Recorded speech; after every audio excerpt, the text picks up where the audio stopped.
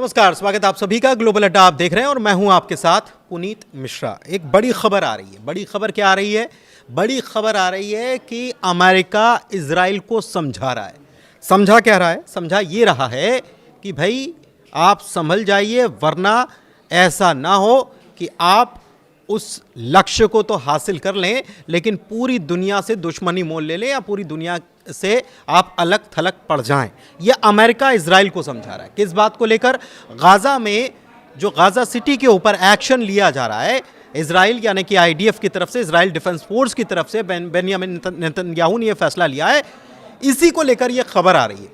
अब खबर और क्या आ रही है? खबर जो और आ रही है वो और भी चौंकाने वाली है, वो और भी हैरान करने वाली है। दरअसल बेंयामिन नेतन्याहू भले ही ये चाहते हैं कि ये युद्ध जारी रहे, लेकिन उन्हीं की देश के सेना प्रमुख जनरल इयाल जमीर ऐसा कतई नहीं चाहते। वो नहीं चाहते कि ऐसा युद्ध जारी रहे। वो कह रहे हैं कि अगर ऐसा रहा तो जो बंधक हैं उनकी सकुशल वापसी मुश्किल हो जाएगी। अगर आप अटैक करते रहे तो उनकी जान जाने की स्थिति बन सकती है और ऐसा नहीं होना चाहिए। दूसरी तरफ अमेरिका इजराइल को समझा रहा है, लेकिन सेना प्रमुख क्या चाहते हैं? जो चाहते हैं वो हो नहीं पा रहा है। वो चाहते हैं कि इस पे वोटिंग होना चाहिए। वोटिंग कहां पर?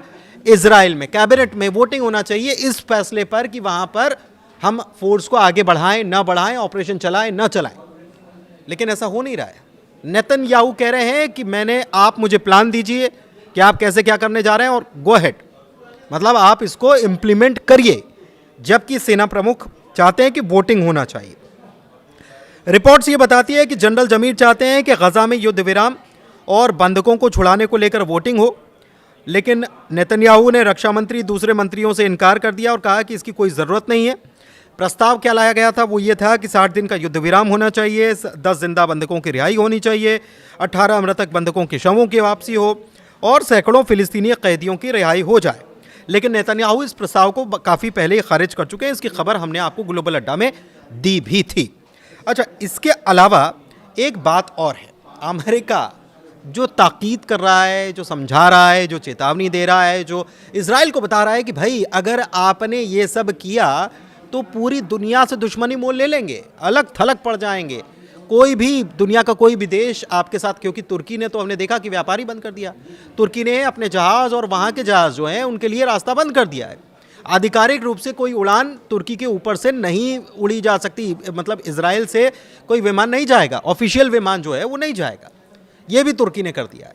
और तुर्की ये दुनिया को ये बताने में की कोशिश में भी लगा हुआ है कि देखिए हमने कर दिया और हम पूरी दुनिया में इकलौते ऐसे मुल्क हैं जिसने इजराइल के ऊपर ये एक्शन इसीलिए लिया है क्योंकि वो फिलिस्तीनियों के ऊपर उनका जेनोसाइड कर रहे हैं, उनके ऊपर उनकी जान ले रहे हैं, उन पर हमले कर रहे हैं और ये कतई बर्दाश्त नहीं किया जा सकता। लेकिन एक चीज़ और है। अमेरिकी राष्ट्रपति डोनाल्ड ट्रंप ने डेली कॉलर को इंटरव्यू दिया था और इस मुद्दे पर बात की थी और कहा कि युद्ध इजराइल को नुकसान पहुंचा रहा है। हो सकता है कि वो जीत जाएं, लेकिन वैश्विक रिश्ते खत्म हो जाएं।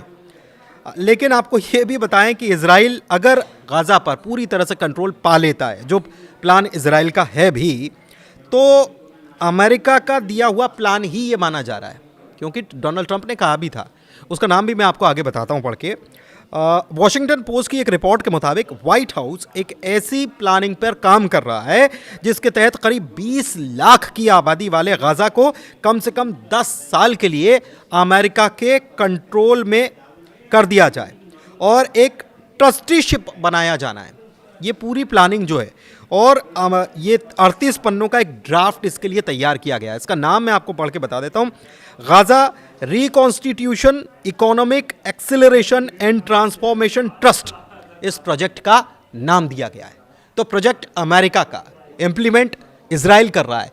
इजराइल कर रहा है तो पूरी दुनिया नाराज हो रही है और कह रही है कि इनके ऊपर सैंक्शंस लगाओ, इनको रोको, कैसे भी करके इनको रोकना ज़रूरी है, इनको सबक सिखाना ज़रूरी है।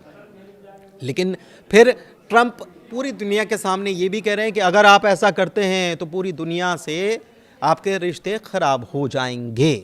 लेकिन फिर भी इजराइल मानने के लिए तैयार नहीं है। धन्यवाद।